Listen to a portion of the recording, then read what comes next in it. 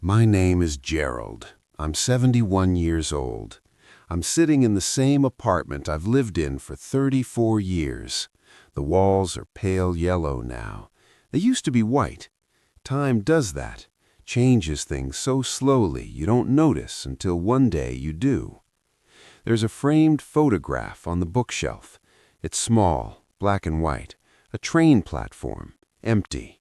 I took it in 1978. I've moved that photograph from place to place for decades. I dust it, I look at it, and every time I do, I think about the train I didn't take.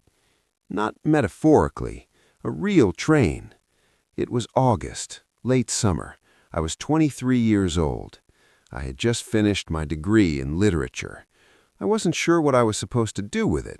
My father kept asking me when I was going to get a real job. My mother just wanted me to be happy, but she didn't know how to say that without also sounding worried. I was living at home, sleeping in my childhood bedroom. The wallpaper still had cowboys on it. I felt stuck, not in a dramatic way, just restless, like I was waiting for my life to start, but I didn't know how to begin it. Then I got a letter. It was from a man named Simon. He was a professor I'd had during my final year. He taught European literature. He was British, maybe in his 50s, thin, always wore the same brown jacket. He had this way of talking about books like they were people he'd known personally. I liked him. I don't know if I admired him, but I liked being in his class. He made me feel like what I thought mattered. The letter was handwritten. That felt important at the time. It still does. He said he was moving to Prague. He'd been offered a teaching position there. He said the city was full of writers and artists and people who still believed literature could change the way you see the world. He said he thought I'd fit in there. Then, at the end, almost like a footnote, he wrote, "If you're interested, there's space in the program. It's not much, but it's something. You'd have a place to stay and a small stipend. You'd be surrounded by people who think the way you do. The train leaves on the 29th. If you want to come, just show up." That was it. No formal application, no interview, just show up. I read that letter maybe 100 times. I'd never been to Europe. I'd barely been outside my home state. The idea of getting on a train and going to a city I couldn't even pronounce properly felt enormous, terrifying, exciting. I told my mother first. She was folding laundry in the living room. The television was on, but the sound was low. I handed her the letter. She read it slowly. Then she looked at me. "Do you want to go?" she asked. I didn't know how to answer that, because I did, but I also didn't. Or maybe I did, but I was too afraid to say it out loud. "I don't know," I said. She nodded. She folded another towel. "Your father's not going to like it," she said, quietly. And that was true. I already knew that. I told my father that night at dinner. He didn't say much at first. He just kept eating. Then he put his fork down and looked at me. "Prague," he said. Not a question, just the word. "Yeah." "For how long?" "I don't know. A year, maybe longer." He shook his head. Not angry, just disappointed. That was worse. "You've got a degree now, Gerald. You need to start building something. You can't just run off to Europe because some professor tells you it's a good idea." "It's not running off." "It is," he said. "You're 23. You need to think about your future, a real future, not some fantasy." I didn't argue. I just sat there. My mother didn't say anything either. I didn't buy a ticket right away. I told myself I was thinking about it, weighing my options, being responsible. But really, I was just afraid. Afraid of leaving, afraid of staying, afraid of making the wrong choice, afraid that if I got on that train, I'd regret it. And if I didn't, I'd regret that too. I started making lists in my head, pros and cons, reasons to go, reasons to stay. The reasons to stay were practical. My family was here, I could find a job, I could start a life, a normal life. The reasons to go were harder to name. They weren't practical. They were just feelings, a sense that something was waiting for me, that if I didn't go, I'd spend the rest of my life wondering. But feelings aren't enough, are they? That's what I told myself.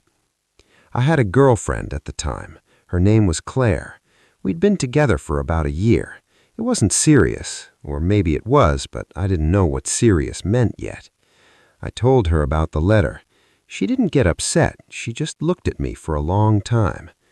"Are you going to go?" she asked. "I don't know." "You should," she said. That surprised me. "Really?" She nodded. "Yeah, I think you'd regret it if you didn't." "What about us?" She smiled. It was a sad smile, the kind you give someone when you already know the answer. "I don't think we're the kind of people who end up together, Gerald. I think you know that." I wanted to argue, but she was right. We broke up 2 weeks later. It was quiet, no drama, just over. The 29th got closer. I still hadn't decided. I kept thinking I'd wake up one morning and just know that some clear answer would arrive and I'd feel certain. But it never came. On the 27th, I went for a walk. It was late afternoon.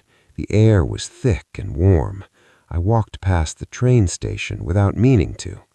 I stood outside for a while, watching people come and go, watching them carry suitcases, watching them say goodbye. I thought, I could just buy a ticket right now. I could go home, pack a bag, and leave. But I didn't. I went home. On the 28th, I told my father I wasn't going. He looked relieved. "Good," he said. "That's the right choice." My mother didn't say anything. She just hugged me.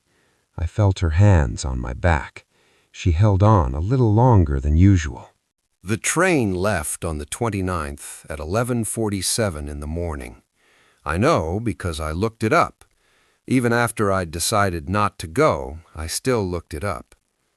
I was at home that morning, in my room, sitting on my bed.